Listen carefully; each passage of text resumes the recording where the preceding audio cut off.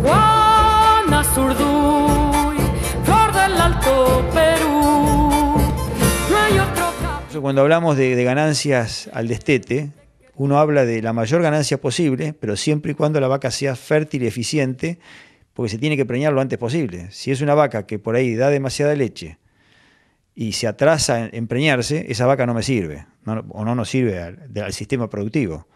Tampoco podemos decir que queremos una vaca con poca leche para que se preñe todos los años, porque esa vaca tiene menos costo de mantenimiento. Porque generalmente las que duran más son las que menos leche tienen. Entonces, bueno, nosotros estamos buscando individuos que se superen en producción de leche, que tengan buena ganancia al destete, pero que sean fértiles, eficientes y que no le afecte, digamos, que el lapso parto-concepción sea lo más corto posible. Hay un tema, Néstor, que me gustaría puntualizar. El peso al nacimiento, el peso al nacer, es una característica que ustedes buscan, que es heredable. Y de ahí arrancamos entonces un poco con lo que hablábamos hoy temprano. La eficiencia en lo que hace a la conversión y la ganancia diaria, que son dos cosas distintas. Bueno, con respecto al peso a nacer, cuando uno habla de facilidad de parto, no es solamente el peso a nacer. Es el peso a nacer, que se hereda en un 45%, es la conformación del individuo, que es un 8 o 10%, y después hay otro factor también, que es los días de gestación. Los días de gestación están más o menos medidos, que son 300 gramos por día. Y a veces encontramos con un mismo tamaño individuos que tienen 10 días o 15 días menos de gestación, y estás hablando de 3 a 5 kilos menos de peso. Entonces, bueno, cuando uno habla de peso a nacer, habla de facilidad de parto. No está hablando por ahí de tanto tema del bajo peso a nacer. El bajo peso a nacer, de muy bajo peso a nacer, por ahí estamos hablando para entorar una vaquillona de 15 meses que uno no quiere tener problemas. Pero si uno quiere tener un ternero de 25, 28 kilos, muy difícil va a ser que tengas tasas de ganancias, con buenas tasas de ganancias, para llegar fácil a los 450, 470 kilos, como por ahí uno quisiera tener. Nosotros estamos buscando individuos que, una vez que los destetás, que tengan un buen destete, ponerle, qué sé yo, un kilo al pie de la madre, descontado el peso a nacer, estás hablando de 240 kilos.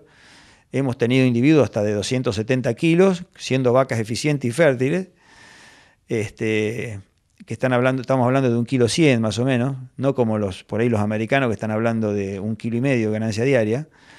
Pero ellos, lo que pasa es que durante el invierno le dan rollo de alfalfa o silo de planta entera, están dando una comida de mucha más calidad que nosotros. Entonces, esos individuos después siguen comiendo pasto, entran generalmente a comer verdeos o avenas, y bueno, nosotros el promedio que tenemos de ganancia son 700 gramos.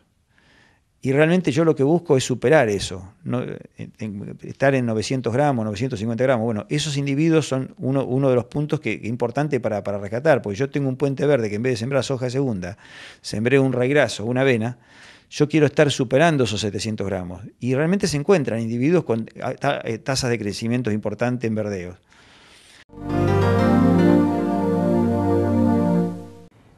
En este último tramo de Panorama Agropecuario, y cumpliendo con un pedido que nos formuló ya hace bastante tiempo el licenciado Fernando Andrioli, vamos a hablar del cultivo de cebolla. Estuvimos en una chacra en la localidad de Los Pinos, partido de Balcarce, y conversamos con Mauro y Santiago Scioli, productores de cebolla. Esto nos decían. Y bueno, todo empezó, él empezó con un amigo sembrando cebolla hace 3 años. Y bueno, yo después me recibí y me preguntó a ver si quería hacer cebolla con él, y bueno, empezamos el año pasado a hacer, y no sé, para tener algo nuestro, empezamos ahora, hicimos una sociedad también, y la idea es ir creciendo de año a año, entonces ir haciendo un poquito más cada año. Y digamos, ¿es un cultivo, haciendo las cosas bien, rentable? ¿O tiene sus riesgos de comercialización? Y como todo depende del mercado, ¿no? Depende del precio. Hay años que va bien, va muy bien, y hay años que no te alcanza por nada. Estamos en este momento en un campo que ha sido sembrado. ¿Cuándo fue sembrado? Jueves pasado.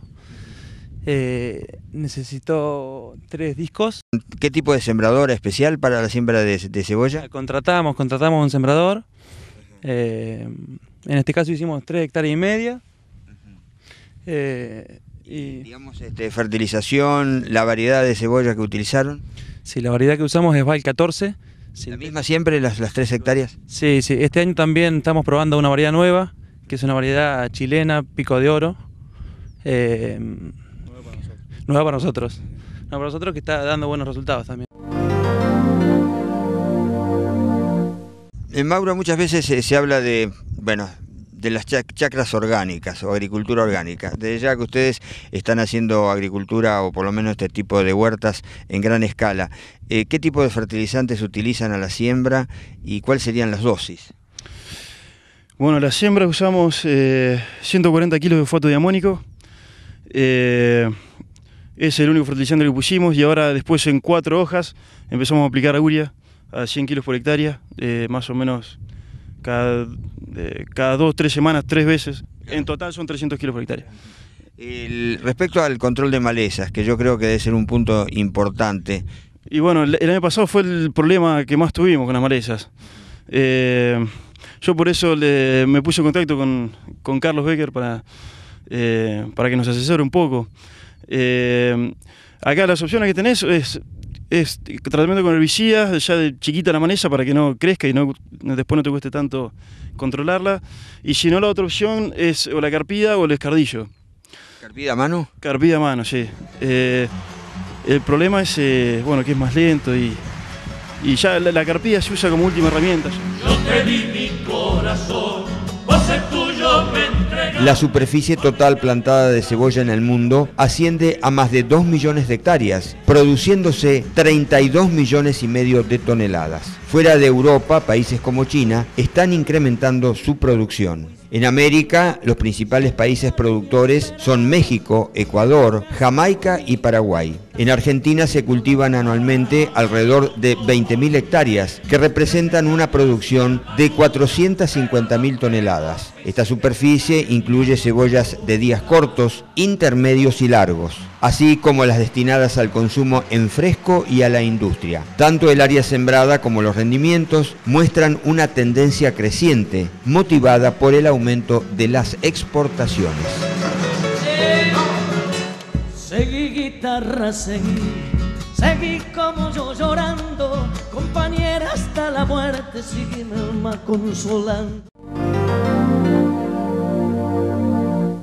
También conversamos con el ingeniero Carlos Becker, de INTA Otamendi. Si hablamos de toda el área que es el área de influencia del experimental de Balcarce, estamos más o menos hablando de 500 hectáreas en total en lo que hace a cebolla.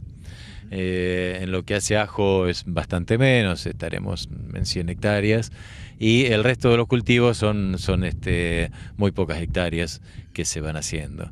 El cultivo de cebolla, bueno, es un cultivo que yo lo vengo trayendo ya desde hace muchos años, porque bueno, yo estaba en la experimental de Hilario Escasubi, donde básicamente es uno de los pilares de esa zona. Así que bueno, eso es lo que he traído para aquí, la experiencia que uno va acumulando y que bueno, trato de inculcar en los productores de esta zona. Amigos televidentes que nos acompañan en nuestra programación de Panorama Agropecuario, nos han preguntado, como dijimos al principio, sobre el cultivo de cebolla. ¿A dónde se pueden dirigir? ¿Algún teléfono, una página, un mail, si quieren interiorizarse más o estar más en contacto con ustedes? Bueno, sí, que se pongan en contacto con la oficina de INTA Otamendi. Para eso el mail es oitotamendi, @correointa.gov.ar. Si no, el teléfono nuestro es 02291 480037. Así que en cualquiera de esos medios, y si no, en cualquier INTA del país, se pueden conectar y el agente de extensión que conecten en cualquier parte del país va a saber cómo conectarse con nosotros. Carlos, muchísimas gracias, muchísima suerte. No, gracias a vos. Se nos ha ido el tiempo, nos vamos, no sin antes sugerirles que consulten nuestra página web sudesteagropecuario.com.ar.